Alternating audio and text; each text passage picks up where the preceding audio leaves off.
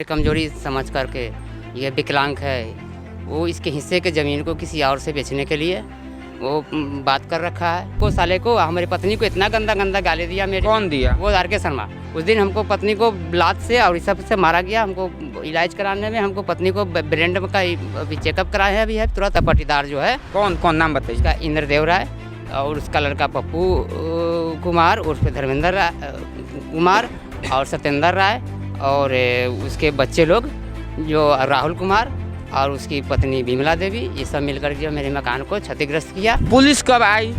Police आई ही नहीं अभी तक। तो अभी तक नहीं आई। हम न्याय यही मांगते हैं कि जो हमारे साथ जो घटना घटी है इसको अभी तक हमको FIR नहीं हुआ। अभी तक जो हमारा जो क्षतिग्रस्त किया गया, हमको मारा गया, हमको पत्नी को बेलंगन किया गया, हमको थाना पर बेइज्जत किया गया, हमको थाना जेल बेरा मतलब का बेकसूर को भेजा गया।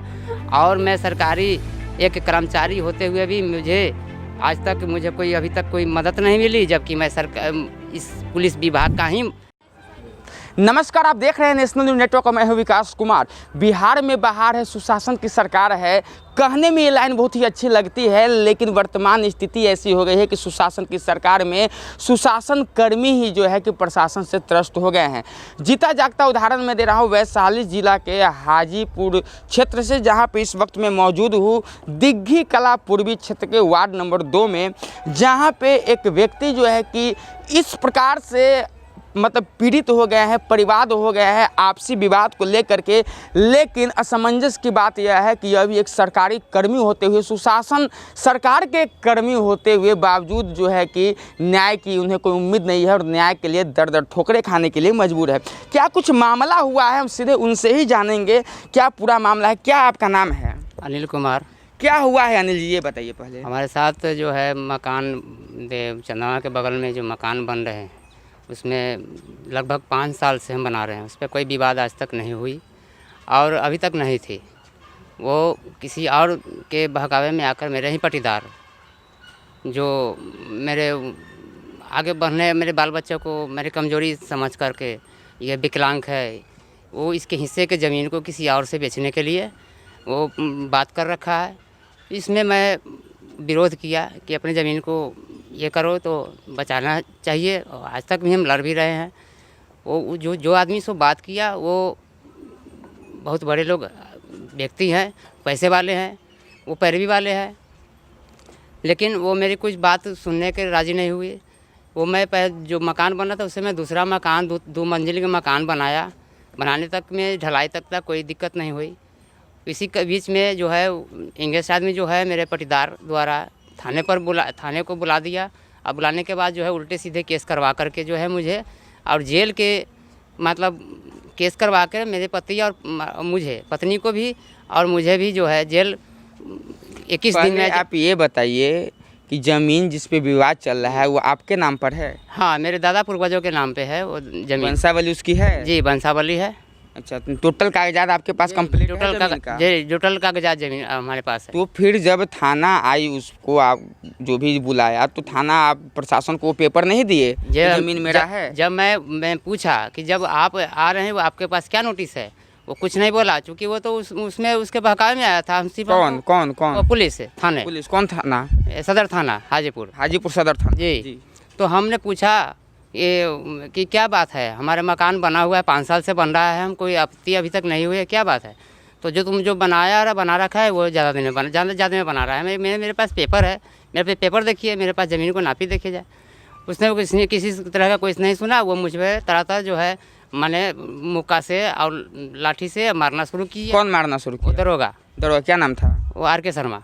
R.के. शर्मा जी। अच्छा, आगे क्या हुआ? उसके बाद मेरी पत्नी वो देख करके बचाने के लिए कोशिश की कि मेरे पति विकलांग पति को मार रहा है। मेरे छोटे बच्चे थे, वो लोग भी उसके साथ मतलब उलझ गए, प्रशासन के साथ उलझ गए वहाँ उधर दरवाजा मैंने मेरे बचाने के लिए। उनको कुछ करने के लिए थोड़ी ना, हम तो उनसे सही आपकी बचाव में। हाँ, हमारे बचाव में, क्योंकि मैं अपाहिज था, विकलांग थे।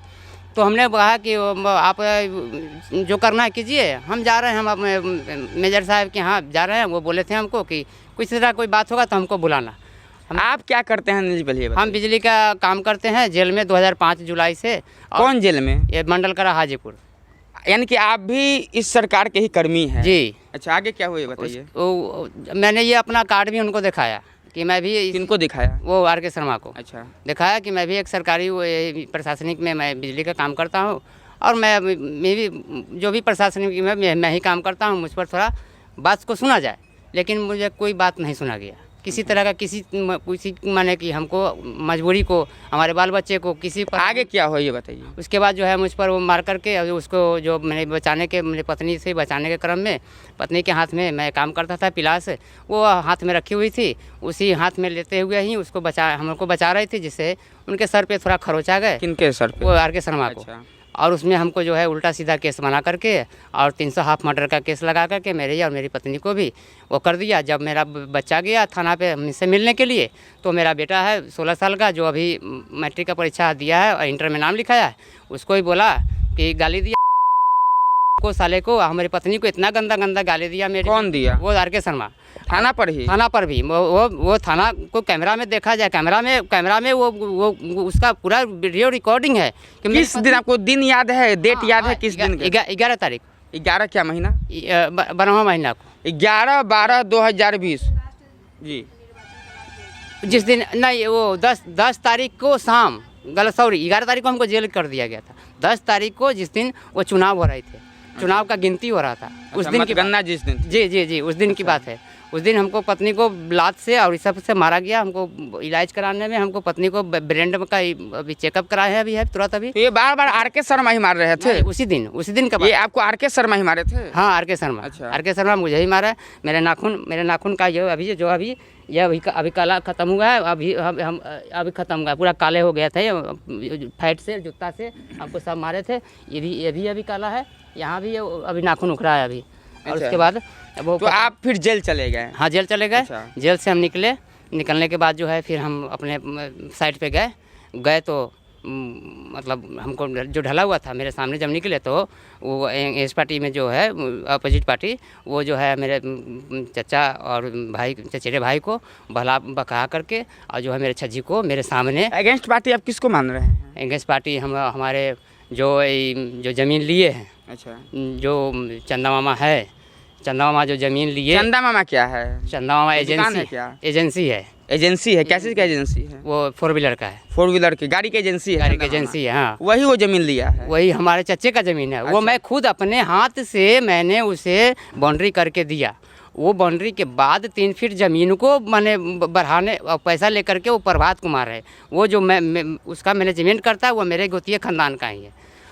अभी आपकी केस में वर्तमान स्थिति क्या है? वर्तमान स्थिति है कि जब ये कांड हो गया, हम जेल से निकले, तो मेरी घर को तोड़ दिया गया, मेरे छज्जी को। किसके द्वारा तोड़ दिया गया? वो उसी के थ्रू, भगाने के थ्रू, और मेरे ही गोतिया पट्टीदार जो है। कौन नाम बताइए? उसका इंद्रदेव राय, और उसका लड़का पप्पू कुमार उर्फ धर्मेंद्र कुमार, और सत्येंद्र राय, और उसके बच्चे लोग जो राहुल कुमार और उसकी पत्नी विमला देवी, ये सब मिलकर जो मेरे मकान को क्षतिग्रस्त किया।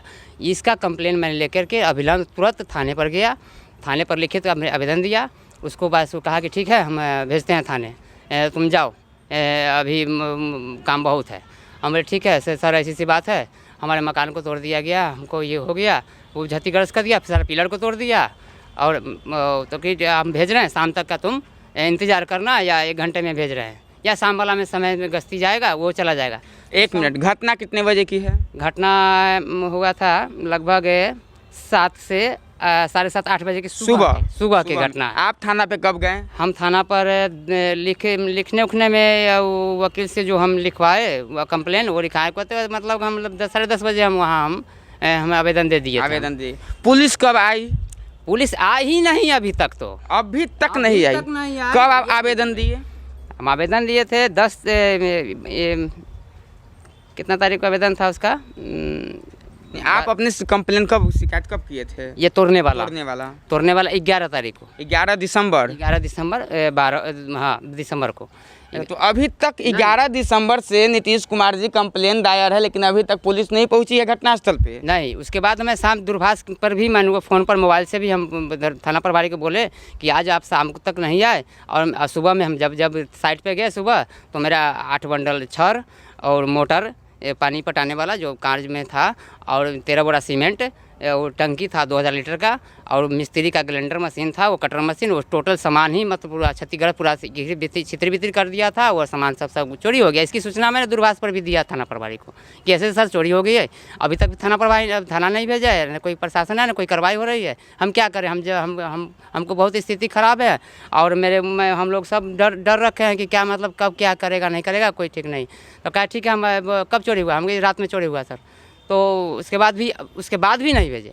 फिर हमने जाके एसपी साहब के यहाँ एक हम आवेदन लिखा कि थाना प्रभारी द्वारा ऐसा। फिर एसपी साहब के यहाँ भी वो भी जल्दी कार्रवाई नहीं किया, तो फिर हम डाक द्वारा भेजे, उससे भी कार्रवाई नहीं हुई। तब जाके हार थक करके मजबूर होकर के हम सीजीएम के यहाँ हम एक केस किए हैं, जो 5 तारीख को हमारा गवाही हुआ था, हमारा प्रूफ हुआ था कि क्या क्या कैसे हुआ। मैं कटघरे में खड़ा होकर के और सीजीएम साहब को सारी बात हम बताए हैं। वो मेरा केस को वहाँ पर दर्ज किया गया। उसके बाद जो है 5 तारीख को हमारा गवाही था सीजीएम के यहाँ, और उसी 5 तारीख को सुबह में पप्पू कुमार और इंद्रदेव राय और उसका लड़का तीनों मिलकर के छोटी सी बात के लेकर के हमसे लड़ना चाहता था कि कौन सा बात? छोटी सी कौन सी बात? गाली हमारे खिड़की गली में खिड़की है, उसी रास्ते से उसकी माँ आ रही थी, और उसमें कुछ हाथ में लिए रखी थी, वो हमारे खिड़की से फेंकने के लिए, जिसमें हमारा लड़का बेटा जो है देखा पापा मम्मी देखो ना, वो हमारे सब कुछ फेंकने के लिए वो खड़ी है, वो जो हमारी चाची लगती है। जी जी। तो हम पूछे, हम गाली हम थोड़ा सा हम दिए कि तुम ऐसे क्यों करे, जब हमको दुश्मनी है और ये है, तो तुम हमसे क्यों हमें खिड़की में झांकती है। और हमारा इसका एक स्टाफ भी जेल का रहते हैं, वो औरत और उसका पति पत्नी सोती रहती है, उनको भी झांक ताक करते रहती है, सभी को करती है। वो भी इस बात को शिकायत की थी एक बार कि ये वो मोटी सी औरत कौन सी है जो बराबर खिड़की से देखते रहती है, झांकते रहती है। तो इसकी भी बात हम छोड़ दिए थे। आगे फिर क्या हुआ? आगे हम वो जब गाली गलौज हुआ तो हमको गाली बकी।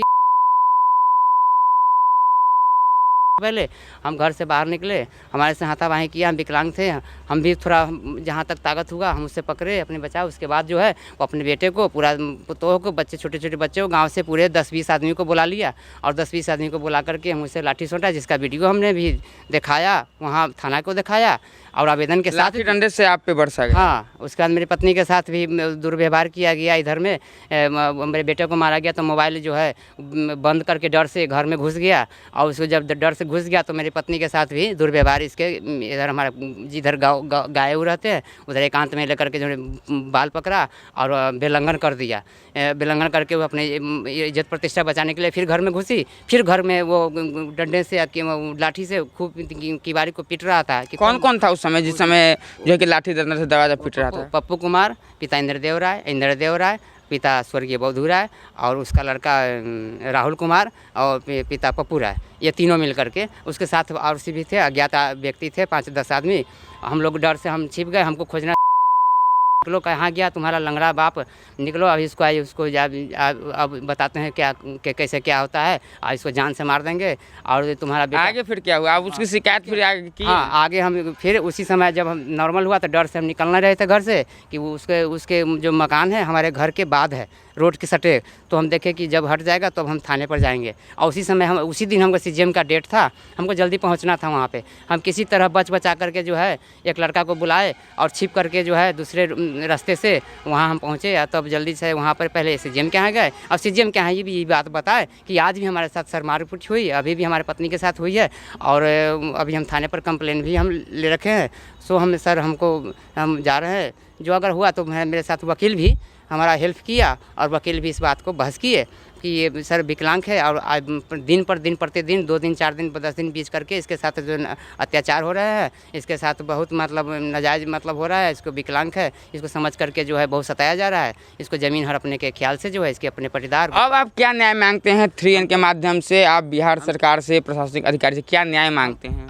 हम न्याय यही मांगते हैं कि जो हमारे साथ जो घटना घटी है, इसको अभी तक हमको FIR नहीं हुआ, अभी तक जो हमारा जो क्षतिग्रस्त किया गया, हमको मारा गया, हमको पत्नी को बेलंगन किया गया, हमको थाना पर बेइज्जत किया गया, हमको थाना जेल बेरा मतलब का बेकसूर को भेजा गया, और मैं सरकारी एक कर्मचारी होते हुए भी आज तक मुझे अभी तक कोई मदद नहीं मिली, जबकि मैं इस पुलिस विभाग का ही कार्य करते रहता हूँ, उसके बाद भी मुझे तो आम आदमी का आज क्या हाल होगा, आम आदमी क्या करेगा, उसको तो कुछ और कुछ नहीं होगा। जब मुझे जो रात दिन जो हम उसके साथ में रह रहे हैं, हमको भी हेल्प नहीं मिला।